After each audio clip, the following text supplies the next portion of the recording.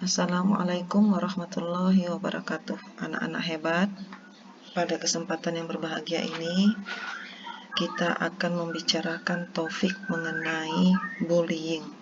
Apa itu bullying? Apa dampak bullying? Dan apa sanksi yang akan dikenakan kepada para pelaku bullying? Mari kita simak bersama-sama.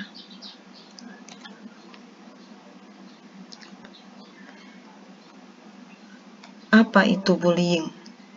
Bullying adalah pola perilaku, bukan insiden yang terjadi sekali-kali.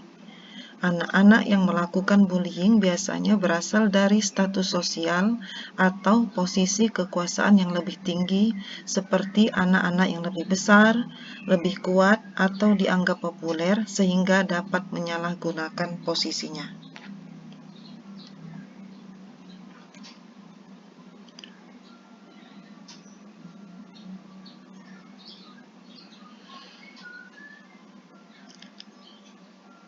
Di sini dijelaskan beberapa jenis bullying. Ada 5. 1. Bullying dengan kontak fisik langsung. Bullying yang dilakukan dengan kontak fisik langsung merupakan tindakan intimidasi yang dilakukan sebagai usaha mengontrol korban dengan kekuatan yang dimiliki pelaku. Bullying jenis ini meliputi tindakan memukul, mendorong, menggigit, menjambak, menendang, mengunci seseorang dalam ruangan, mencubit, mencakar, memeras, dan merusak barang yang dimiliki orang lain. Yang kedua, bullying dengan kontak verbal langsung. Bullying verbal merupakan jenis perundungan dengan menggunakan kata-kata, pernyataan, dan sebutan atau panggilan yang menghina. Pelaku bullying verbal biasanya bakal terus melakukan penghinaan, merendahkan, dan melukai korban. Yang ketiga, bullying nonverbal langsung. Bullying nonverbal langsung dilakukan tanpa kata-kata. Namun, pelaku bakal melakukan gerakan menghina korban secara langsung, bahkan pelaku biasanya mengancam dan disertai dengan bullying fisik dan verbal.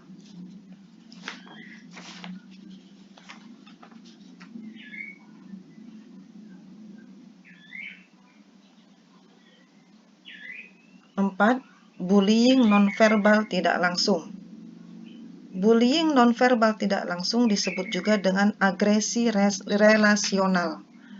Jenis bullying ini dilakukan secara emosional, namun bullying jenis ini kerap luput dari perhatian orang tua dan guru di sekolah. Padahal bullying nonverbal tidak langsung punya dampak yang tidak kalah berbahaya. Contohnya, tindakan mendiamkan seseorang, memanipulasi persahabatan sehingga menjadi retak, sengaja mengucilkan atau mengabaikan, hingga mengirimkan surat kaleng juga masuk dalam jenis tindakan bullying ini. Yang kelima, cyberbullying. Tak hanya bullying secara langsung, para pelaku juga kini menyasar korban di dunia maya dan tindakan ini disebut cyberbullying. Pelaku bakal menargetkan korban di media online dengan cara menyakiti orang lain melalui rekaman video intimidasi, pencemaran nama baik, mempermalukan, hingga melecehkan. Biasanya orang tua dan guru tidak menyadari jenis bullying ini. Seksual bullying atau pelecehan seksual. Seksual bullying atau pelecehan seksual biasanya menimpa anak perempuan, namun korbannya bisa jadi adalah laki-laki atau anak perempuan lainnya. Seksual bullying adalah tindakan berulang dan berbahaya yang menargetkan seseorang secara seksual. Contohnya, komentar kasar, gerakan vulgar, sentuhan tanpa persetujuan kedua belah pihak, hingga memanggil seseorang dengan nama yang tidak pantas. Dalam kasus lebih parah, seksual bullying bisa membuka pintu untuk melakukan kekerasan seksual. Dapat dilihat di sini, silakan amati gambar-gambar perilaku bullying yang ditampilkan berikut.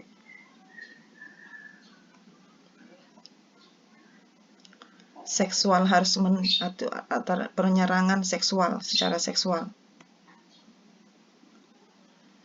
Ini contoh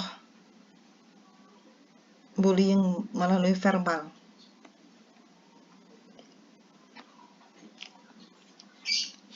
Nah, perilaku bullying tentu saja memiliki dampak, tapi dampak tersebut tidak hanya berlaku bagi korban, namun juga bagi pelaku dan bagi para saksi. Sekarang kita bahas dampak bullying bagi korban. 1. Serangan panik. 2. Depresi. 3. PTSD atau Post Traumatic Syndrome Disorder. 4. Dorongan bunuh diri. 5. Kehilangan selera makan dan minat. 6. Agrofobia.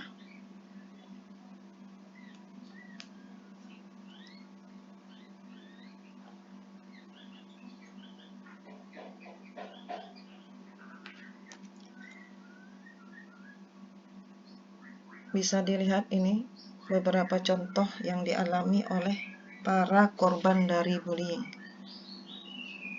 Mengalami trauma dan depresi serta fobia atau ketakutan. Selanjutnya, dampak bullying bagi pelaku. Mereka yang sering melakukan perundungan saat masa anak-anak dan remaja lebih rentan terjebak di dalam tindak kekerasan saat dewasa, termasuk tindak kriminal, penyalahgunaan narkoba, memiliki sifat abusive dan destruktif kepada pasangan dan anak-anaknya kelak. Jadi dari sini bisa dipahami bahwa dampak bullying itu tidak hanya bagi korban tetapi juga bagi pelaku dan sifatnya berkesinambungan.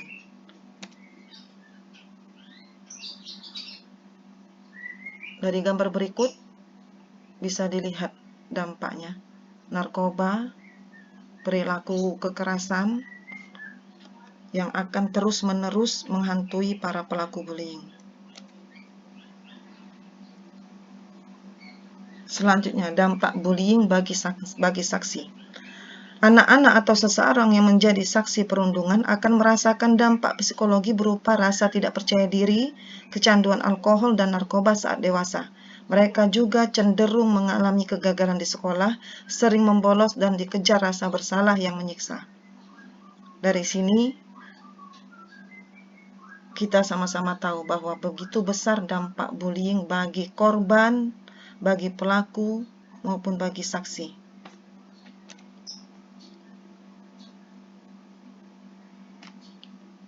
Penyalahgunaan narkoba, kegagalan, dan depresi juga menyerang para saksi bullying.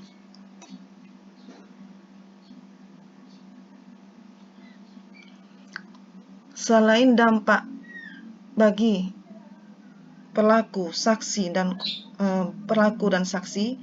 tentu saja hukuman atau sanksi akan mengintai para pelaku bullying. Berikut ini adalah hukuman yang akan dikenakan bagi para pelaku bullying. Menurut Peraturan Menteri Pendidikan dan Kebudayaan Nomor 82 Tahun 2015, pelaku bullying bisa diberikan 2 jenis sanksi, yaitu 1. Teguran lisan, tertulis atau sanksi lain yang bersifat edukatif kepada peserta didik. 2. Teguran lisan, tertulis, pengurangan hak, pemberhentian dari jabatan sebagai guru dan tenaga kependidikan. 3. Teguran lisan, tertulis, pengurangan hak, pemberhentian dari jabatan sebagai guru dan tenaga kependidikan. 4. Pelaku bullying juga diancam dengan Undang-Undang Nomor 35 Tahun 2014 dengan ancaman pidana penjara paling lama 3 tahun 6 bulan atau denda paling banyak 72 juta. Selanjutnya, Undang-Undang Nomor 11 Tahun 2008 secara spesifik menjelaskan tentang hukuman bagi pelaku perundungan cyber. Cyberbullying yang dapat dipenjara paling lama 6 tahun atau denda maksimal 6 miliar. Selain itu, ada juga sanksi sosial yang bakal menanti para pelaku bullying.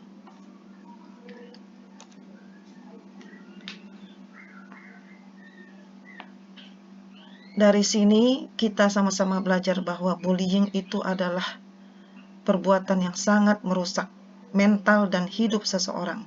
Pelaku bullying adalah pelaku dosa besar. Mari sayangi sesama, jadilah manusia yang berhati nurani. Stop bullying. Saling menyayangi, hidup damai, saling menghormati. Wassalamualaikum warahmatullahi wabarakatuh.